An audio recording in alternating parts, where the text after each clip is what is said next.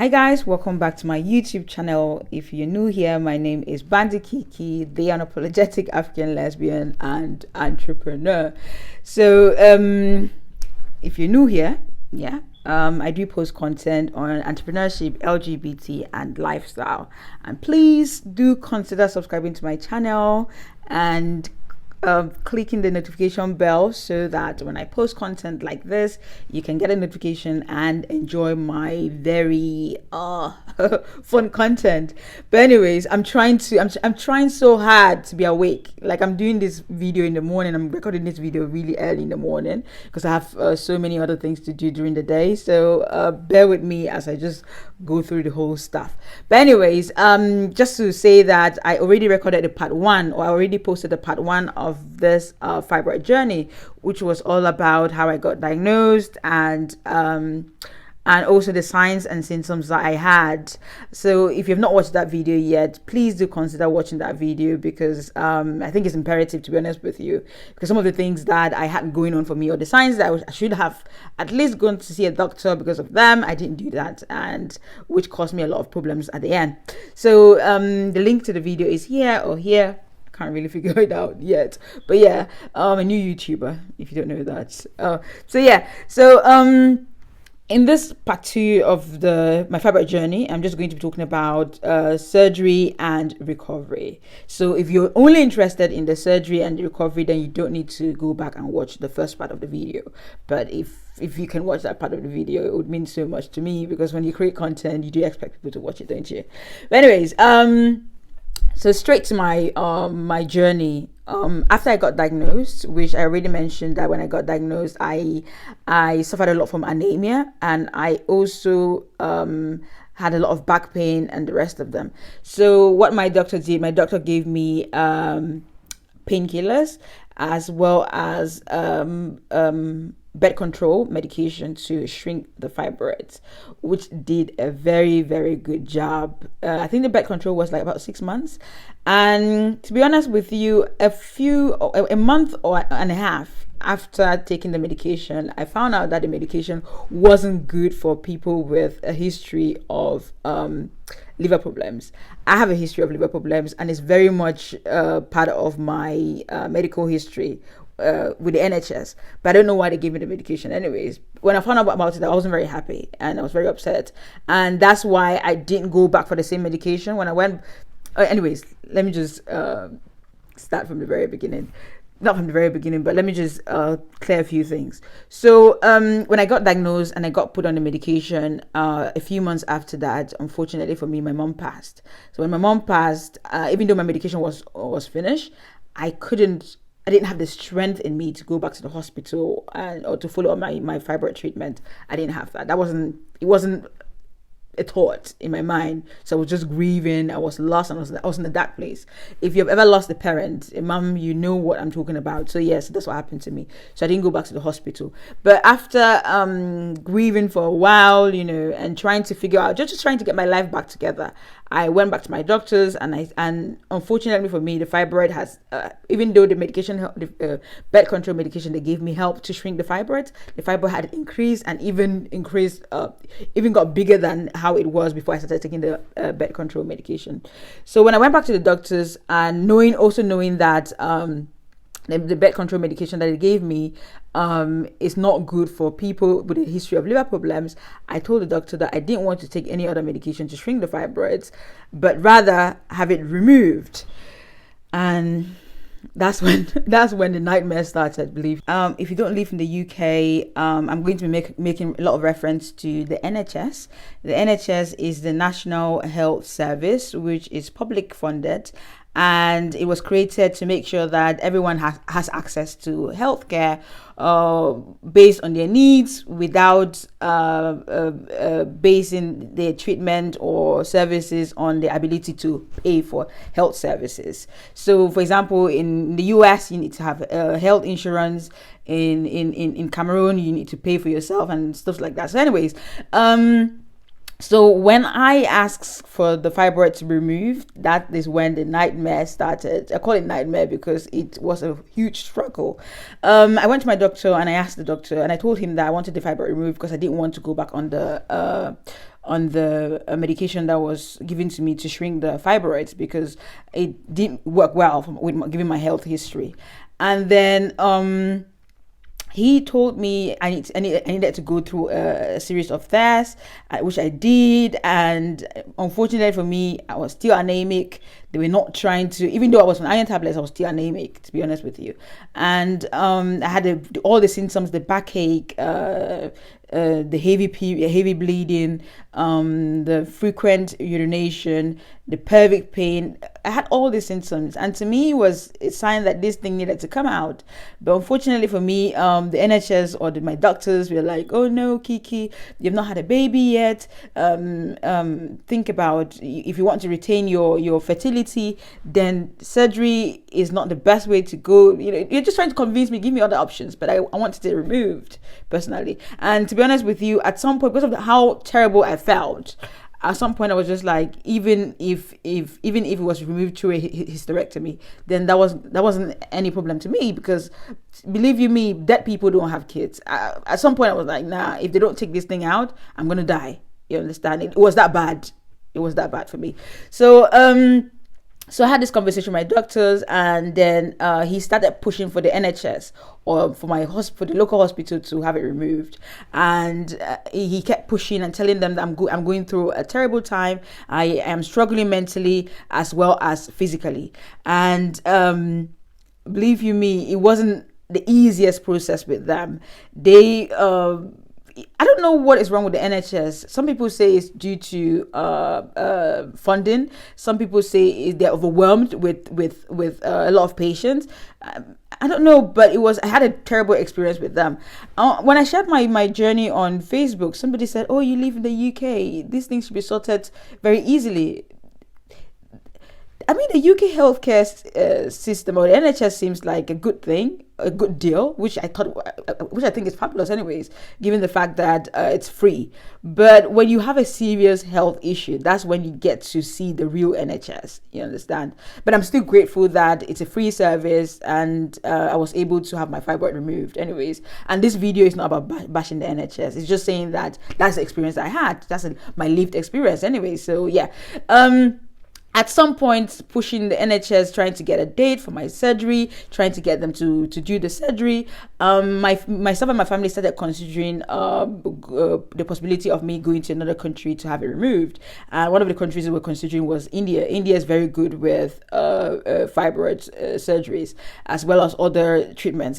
Like I read online and I heard from other people as well. And they're quite fairly cheap in consideration, comparing it to other countries. They're quite very cheap. So I spoke about that with my family, and fortunately, around the time that I was planning or making arrangements and trying to look at other options online in terms of transportation, accommodation, and all that, the NHS came through and they gave me a date for my surgery. So I was diagnosed in 2016. Unfortunately, my mom passed in 2000. I was diagnosed in late 2016. My mom passed early 2017, and I stopped treatment to grieve. And from that time, after I stopped treatment, I think it was later on that year, or I don't know, it was in 2018. Maybe later on that year, I started pushing for my surgery, to have surgery, and I only got to have the surgery in 2019, March 2019. So it was quite a long process, given the symptoms I had, given the problems I was facing. I couldn't go to work, because I had to be in the toilet all the time. And when I had periods, it was crazy. Back pain was crazy. Mentally, it was a horrible experience for me, believe me. But I don't know why the NHS took so long. Some people, like I said, I've read online, and it's been about the funding, them being overwhelmed and stuff like that. But yeah, like I said, I'm not here to bash the NHS. So when I finally got my surgery date, and obviously I signed a document. Some of the documents that I signed was the fact that because I was going to have a major surgery. Now, talking about surgery, let's talk about myomectomy. Myomectomy is the I think the science word for fibroid removal. And it's, if you're listening to this and you're considering surgery, do you know that there are different types of myomectomies, and the type of myomectomy you have, I hope I'm pronouncing the word right, it depends on your needs, as well as the size, the location, and the number of fibroids you have. For example, if you're like me that wanted to return your fertility, then the type of myomectomy you have will be different. If the size is a bit small, then you would have like a less invasive surgery. But me, I had a measure open midline cut. I forgot the other word, midline lap something. I would just add it on the screen. Anyways, so I had that one of those, which means my fibroid was really large. I think it was 13 centimeters size, and the size of a six months pregnancy. I think that's what they said. Yeah. So my fibroid was really large, so I had to have it removed, and it was through a major surgery. So when I was signing documents to have the fibroid removed, I was told that if there was too much bleeding or they couldn't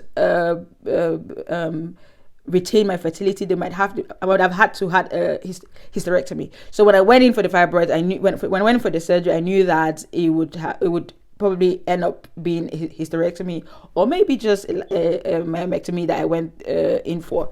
So yeah. So, like I said again, the type of fibroid, the type of surgery that you have would depend on your size, your needs as a patient, as well as the numbers and the location of the fibroid. Please, because I have spoken to, sharing my fibroid journey on Facebook and on all of my other social media accounts, I learned that a lot of women with fibroids don't know the options out there. They don't know that you don't have to have your uterus completely removed. Some of them don't know that if it's small, and some people unfortunately end up with doctors, or for example in a country like the US, where the healthcare system, where you have to pay for a doctor. Some people end up with doctors that don't have all the equipment, and the doctors convince them to have an invasive or have a hysterectomy, which is not supposed to be that way, because if a less invasive surgery or less invasive myomectomy means that you have less recovery time, you go back to your life almost immediately without all the pain and sitting around like I did. You understand? So make sure you find out, make sure you're clear, about all the options out there for you. Make sure you're also very clear, or you seek a second opinion from other doctors if you feel like your doctor is not giving you all the facts. Anyways, but yeah. So how did I prepare for my surgery? I feel I'm just rambling through this, but anyways. So how did I prepare for my surgery? To be honest with you, I planned to work out, when I had my surgery, because I had a surgery date like months before the surgery happened.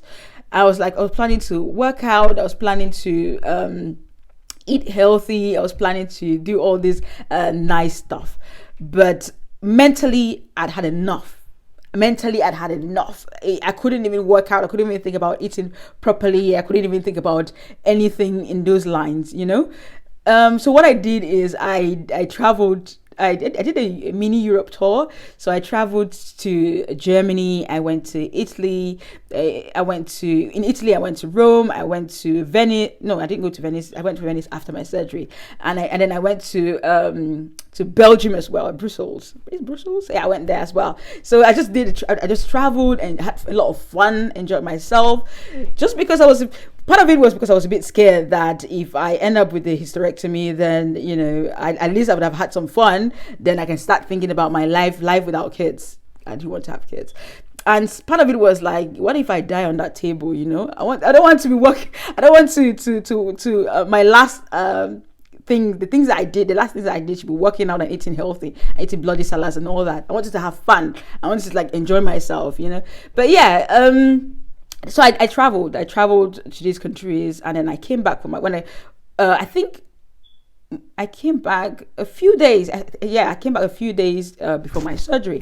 So when I came back, obviously I went through I think, I don't know what it's called, but something something. So where I had my weight taken, my height taken, my what was the blood test? I had a couple of blood tests done. And yes, and then after that, I think I was told not to eat or how to prepare myself before surgery. Obviously, the doctors will tell you that whatever needs, because again, it depends on the sort of surgery that you're having, so they'll tell you that. And then on the surgery day, I think I had my surgery in the morning, March 13th. Yeah, I think. So I had in the I was scheduled to have it in the morning anyways. So I went to the hospital 2 hours before my surgery, and they just changed me into the hospital gear, the hospital wear, and I was just sat in bed, I was going, my ex-girlfriend was there at the time. So she took a couple of pictures of me, and I was just telling her, oh my goodness, what if I, what if I die? What if I die? I'm so paranoid. Yeah, a lot of you don't know. If you know me well, you know that I'm so paranoid. So I was like, oh my goodness, what if I die? What if I die? I was paranoid. I was texting my family as well, saying I'm in the hospital and all that. And my surgery was delayed. Again, the NHS is overwhelmed, like I said, because somebody who needed to have really urgent surgery had the surgery. I think that's what they told me, or something like that. So yeah, or somebody, the surgery before mine took longer than the doctors expected. So I waited for quite a bit. And then while I was waiting as well, my I think the guy was good. Is it an anesthesia? I don't want to pronounce it, please. The guy who was going to give me the anesthesia came in, again, that word, yeah. So he came in and he spoke to me and he asked me a couple of questions again, make sure I signed a lot of forms again, in regards to the history of how the people react to anesthesia within my family, blah, blah, blah. It was all that stuff. But I already asked my dad anyways. Remember, my mom already passed. I already asked my dad, I already asked every other relative of mine, like, okay, is there any history of blah blah blah, because I already got asked that anyways before. But then again, they asked me, and I did sign a lot of forms as well. And I remember telling him, like, oh, make sure. I was just so scared. I was super scared, to be honest with you. It was a really scary experience for me. I'm not trying to scare you off, because some of you watching this might be going in for surgery, but me, I'm just a paranoid person. I just think about all the possibilities, all the things that might happen. I might die, I might lose my fertility, it was just like a lot of crazy thoughts going, like a lot of crazy thoughts. And the good thing is that I had my ex-girlfriend there, and she's very calm. She's a very calm and collected person. So she was like, oh no, it's going to be okay, Kiki, blah blah blah. When I say a lot of crazy stuff, she's like, she's like, Kiki, it's not going to happen that way. But yeah. So then came the time for my surgery, and they took me in, and I was telling, I think as they were wheeling me to the prep room, I think that's how it's called, to the prep room, I was just like, I don't want to die, I'm too young. Oh my goodness, I swear I was saying stuff like that. I was like, I don't want to die, I'm too young, I don't want to die. I'm not scaring here. I'm just telling my truth. I'm telling my truth. I'm not trying to scare you, but I was just telling you I don't want to die. I'm too young. That's what I was saying. I was saying repeatedly, I don't want to die. I'm too young. I think, yeah. So in the prep room, obviously the guy who was giving me who was supposed to give me the anesthesia, he came in, and I was like, and I kept telling him that I'm so young, and then before I knew it, I was just very lightheaded, and that was it. And then the next time that I woke up on a very cold flat something. I think it was on ties or something. I don't know what I was like, what they put me on, but I just woke up then, and I remember a really sharp, crazy pain on my stomach or my abdomen area. Really crazy pain. I'm not saying this to scare anybody, but I'm not very good with pain. I'm one of those people, like, if it aches just a little bit, I'm screaming, I'm going crazy, I'm gonna go crazy. So yeah, so I had this really crazy pain, and then I went out again, and then the next time that I woke up I heard somebody saying Kiki, and that was my ex-girlfriend. She came to the hospital. She came to the to whatever it was, I just woke up, and then the nurse, so I asked where am I? They said I'm in the ICU, ICU, and that I'd lost a lot of blood during the surgery, and I was having a blood transfusion, And yeah, so I was actually given 2 units of blood, which I ended up in the intensive care unit. And then I remember the nurse asking my ex-girlfriend, like, what is it about dying or something. And then I went out again, so I was coming in and out. The medication, the medication was crazy. The pain meds was crazy as well. Then I remember also getting up again and saying that my stomach really hurts. It really hurts. I was saying, my abdomen area really hurts. And there was like something for me to press to release the painkillers, so I was like, it's not enough, and my nurse, oh my goodness, the woman who looked after me at the intensive care unit she was perfect. She was the mother that I needed, and also the nurse I needed, as well as just the emotional support system I needed at the time, because my ex-girlfriend wasn't allowed to come into the intensive care unit all the time, so she was just specific times, she was not there all the time with me.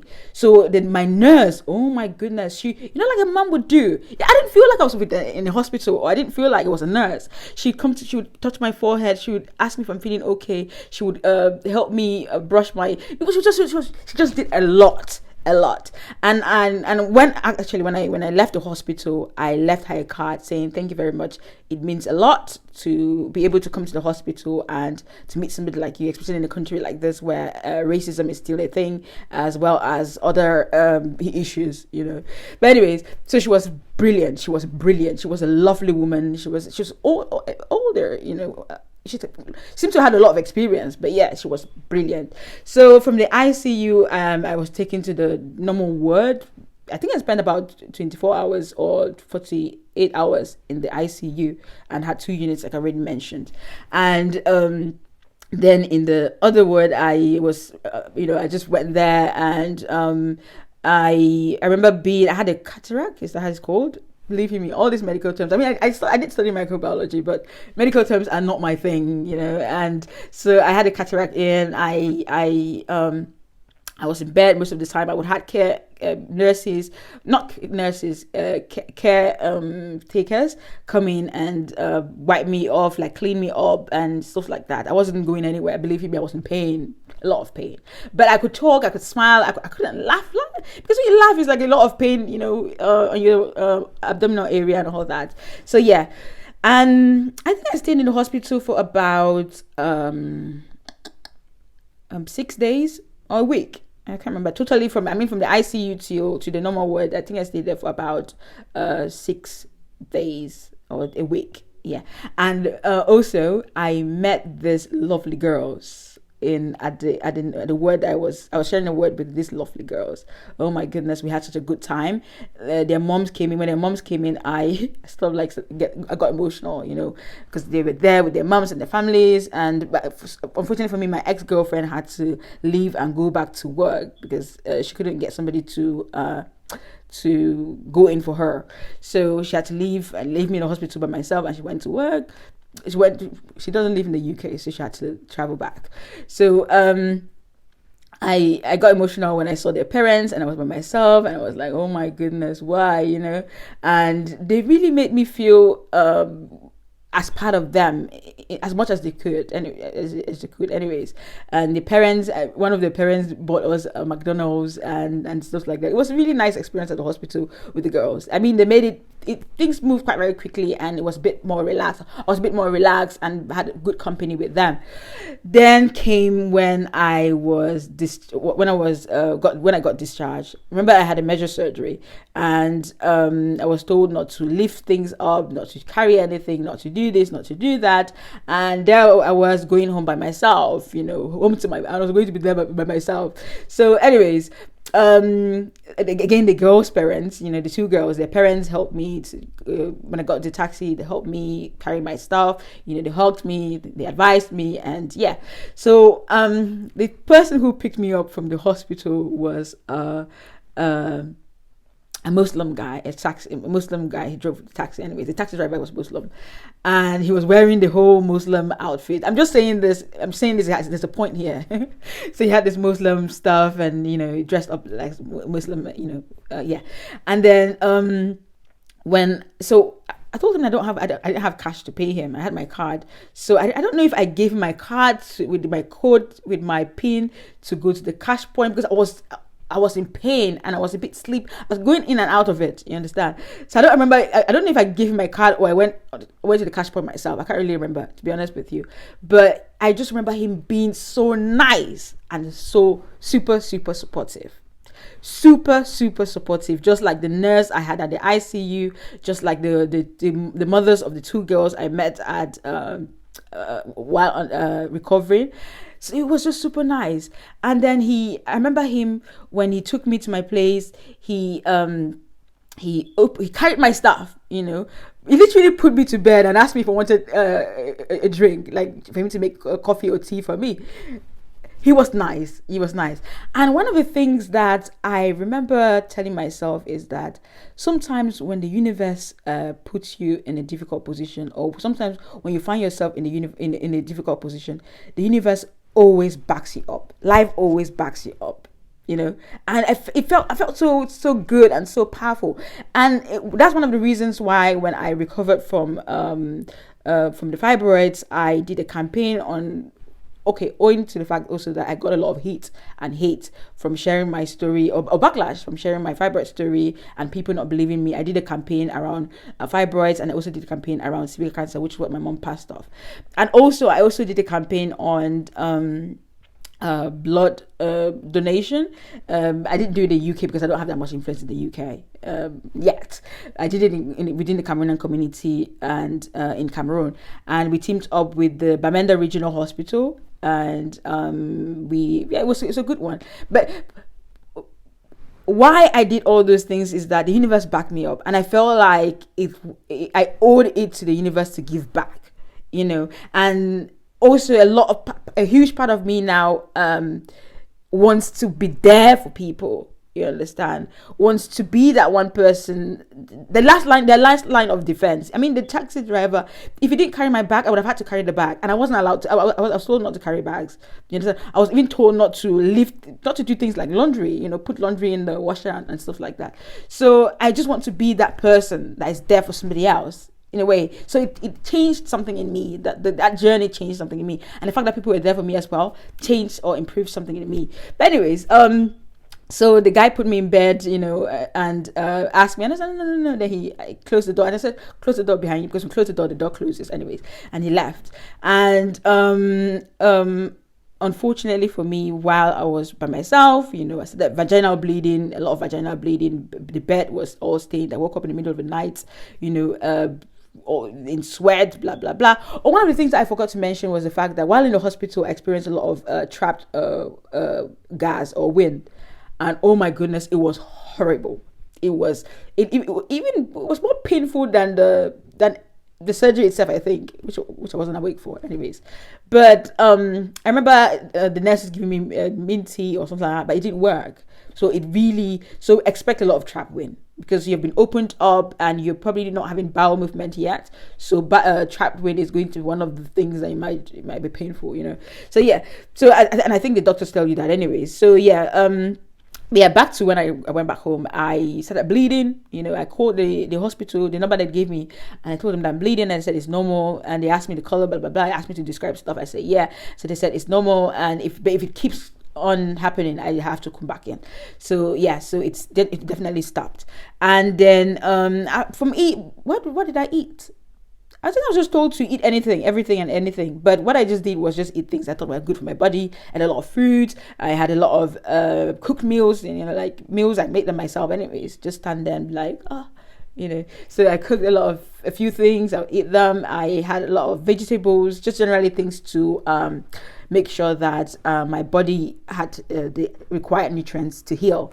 And then I think 6 months after my surgery, because I added a lot of weight just sitting around and eating and not doing much. I'm not a physical person anyways, but after the surgery, I used that as an excuse, like, no, I can't do this, I can't do that. You know, I just used it as an excuse to be less active again. So 6 months after that, I decided to start running.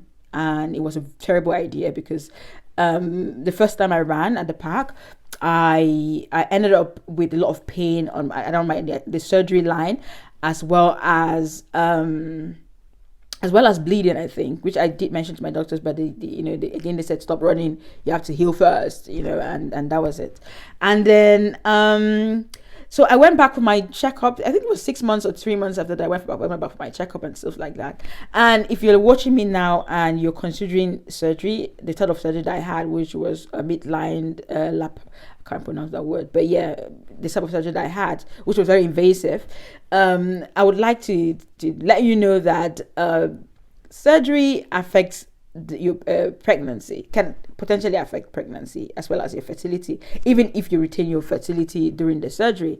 So people who have the sort of surgery that I have, it means that you have a scar tissue left, and obviously surgery, any form of surgery on the uterus weakens the walls of the uterus. So if you, and this is what I was told again, as well as my own research. So meaning that if you get pregnant, you can't have a vaginal birth like every other woman. You would have to have you would have to schedule a C-section maybe at 36 or 37 weeks, just to avoid the baby growing too big and stretching the uterus, and maybe risks of the uterus rupturing. You understand? So, and you can't go through labor because it might rupture as well. So that's one of the things I was told during my follow-up surgery, as well as before my surgery, that this is going to be the case. I would never be able to have a vaginal birth. Why? Because of the scar tissue, as well as the fact that my uterus has been has been weakened. The cavity has been weakened. So so if you're considering this type of surgery, do you know that that's what is going to happen as far as getting pregnant is concerned? Am I leaving anything out? I'm just trying to figure out if I've left anything. But